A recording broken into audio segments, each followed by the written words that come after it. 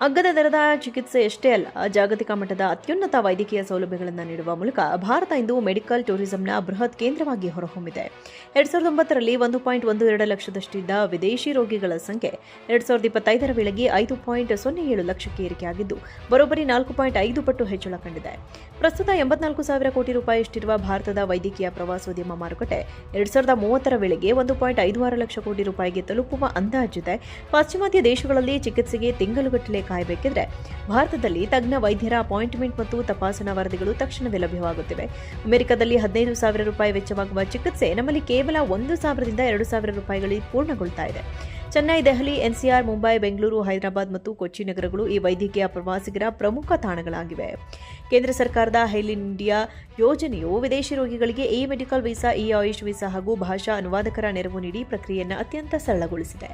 ದೇಶದ 69,000ಕ್ಕೂ ಹೆಚ್ಚು ಆಸ್ಪತ್ರೆಗಳು ಅತ್ಯಾಧುನಿಕ ರೋಬೋಟಿಕ್ ತಂತ್ರಜ್ಞಾನ ಹಾಗೂ ಆಯುರ್ವೇದ ಯೋಗ ಪದ್ಧತಿಗಳು ಜಗತ್ತಿನ ಗಮನ ಸೆಳೀತಾಯಿವೆ.